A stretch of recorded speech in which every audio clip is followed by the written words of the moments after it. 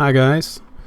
So a little public service announcement. I was gonna do a little video about 5 things you need to know about so you don't get in trouble with the police as a gun owner or hunter in Sweden. Unfortunately, many people do not know about these things, and I talked to a lawyer actually handling several criminal cases being put forward against gun owners. What people have to realize is that if your firearm is in a registry, the police will come after you because it's the low-hanging fruit. They're going to pick the low-hanging fruit, right? To pad their statistics. In Sweden, legal gun owners fall under the same laws as the criminals and their illegal gun ownership. But the criminals are hard to prosecute, while the legal gun owners, well, they're easy pickings, right? So, like you're seeing in this picture here, the police is inspecting hunters during the moose hunting season. So they're actually going around. I've seen them flying over with helicopters, actually, trying to land and actually disturbing the hunt and wanting to see your licenses and your hunting permits and whatnot, making sure you're not breaking any laws. They have resources for that shit, but they're not doing anything about all the other real issues. So, yeah, that shit happens. So, the first one I'm going to bring out is perhaps the most important one for people owning a handgun or a full-on machine gun. These licenses are at a 5-year interval. Then you have to renew it. You have to motivate a need for it and get all your ducks lined up and in order, basically. So the thing I've highlighted here is our gun law. So this law that I've highlighted came into effect between the year 2014 and 2015. So they actually had to make this law because the police messed us over so much. The problem is that the handling time for licensing is so long in Sweden that if you apply for a renewal of your 5-year license, if the police takes too long handling it, then you're having an illegal firearm in your possession. So this law came into effect to just make sure that did not happen, just because the police are so shit at their job. So the important part here is this: you absolutely have to apply for your renewal before 4 weeks before, or preferably even earlier. The cutoff date is 4 weeks before the end date on your license. If you look at your license, a little piece of paper, you're going to have an end date of it on it there. You have to get in your renewal 4 weeks before that date. When I talked to the lawyer, he had one guy who managed to get it in 1 day late. So 3 weeks and 6 days. And yeah, he's prosecuted for illegal gun ownership. That is how stupid it is. But if the Swedish police had actually handled that license in any reasonable amount of time, this wouldn't have been an issue. So, yeah. So it was, he gave in the license 3 weeks and 6 days before, or the license renewal application. And it was legal. And then after about 4 weeks, it suddenly magically turned into an illegal gun ownership thing because the police cannot do their job. That is the main reason, but that does not help him because our law is such bullshit. So he's gonna face punishment the same way a criminal with an illegal AK would have, because handguns are counted the same as the same severity as a illegal machine gun in this case. That is the level of bullshit you have to be prepared to handle. Another thing that people don't, that I found out, luckily before I did anything stupid, is, I do know that you cannot hunt from vehicles, from motor vehicles. This is obvious. It's kind of unfair to hunt from a motor vehicle. But this is illegal unless it's to try to get at something that's wounded, I guess. But that's another special circumstance, another laws I'm not going to bring up here. Anyway, but drones are counted as a motor vehicle. So you cannot use a drone while hunting. So when I've used a drone for footage for my hunting videos I made in the past, my drone just doesn't work right now, so I didn't this year. Anyway, I've done it way before or way after the hunt, so I get like a morning picture from the cabin before we go out into the forest to hunt, and then I just leave it and don't even bring it with me, because even if I brought it with me, and if the police showed up or something, they could have nabbed me for doing illegal shit. Basically, I have to prove my innocence if I have a drone in my backpack while hunting. So don't even bring it with you to the hunt. It doesn't matter if you just bring it out after you're done hunting and you unloaded your firearm and you're at the car or whatever. If the police come up to you and they find out you have a drone in your backpack for some reason, then you're fucked. Okay, so let's continue to number 3 here.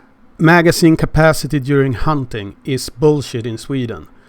So if you're hunting a wolf or a bear or a lynx or a beaver or a otter or a hare or whatever, and birds with a semi-auto rifle, you can only have a magazine that can contain 2 rounds.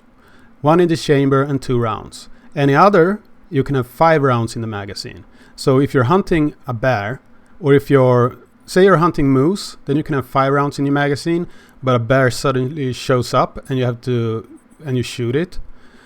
Then I really hope you had your 2-round magazine in your rifle, otherwise you broke the law.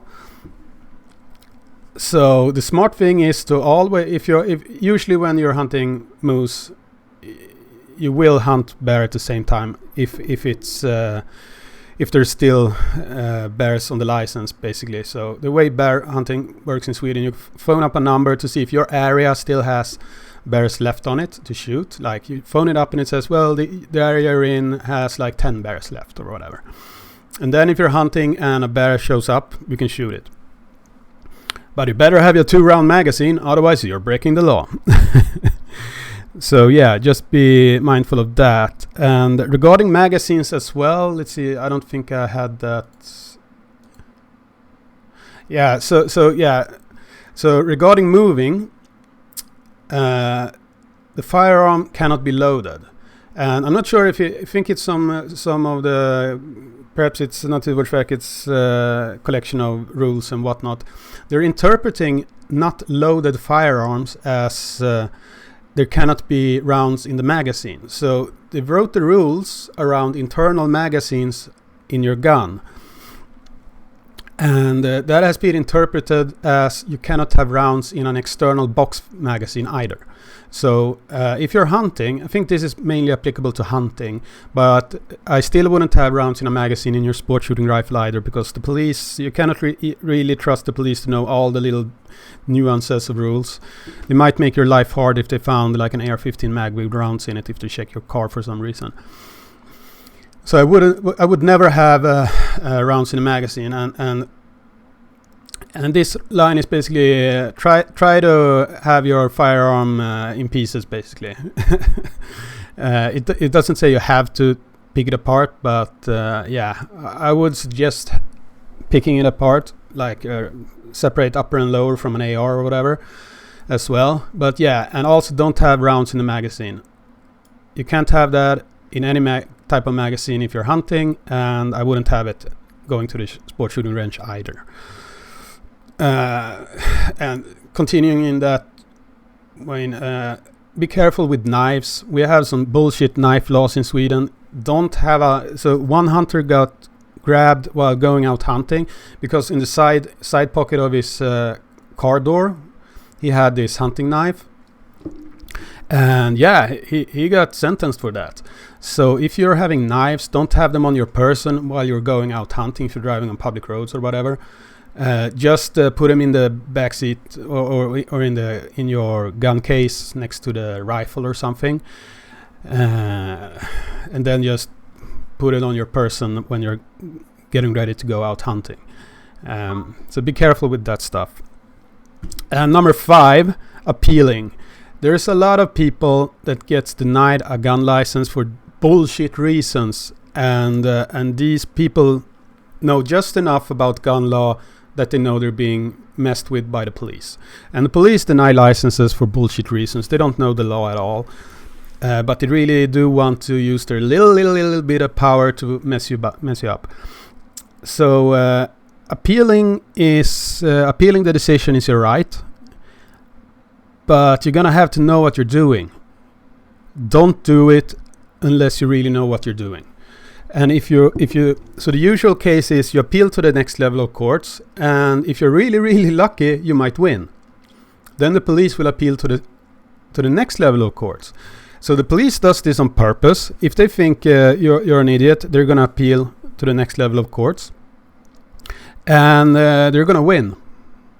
Because you don't know what you're doing.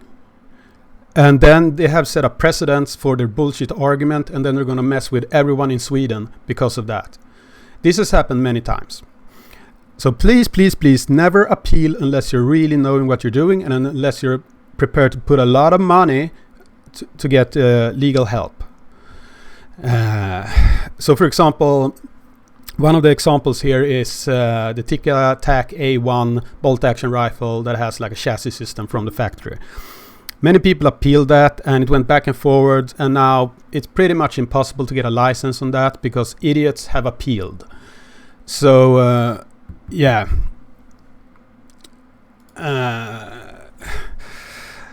If you want a rifle with a chassis system, buy a Tikka T3X, like a regular one, then buy a chassis system afterwards, because it's not a controlled item. You can have a chassis system on your rifle. So just don't buy it from a factory rifle with that on it. And like an MDT chassis system is still going to be better than the Tikka one you get with the TAC A1. So it's really there's really no reason to do that. So yeah, be careful with appeals. So that's my number 5. It might not get you personally in trouble, except you might get poor if you're trying to do it seriously. But it might get every other gun owner in Sweden in trouble. So yeah, those are my 5 major points. And try to remember those, because it's going to make everyone's life easier. Okay, have a nice day.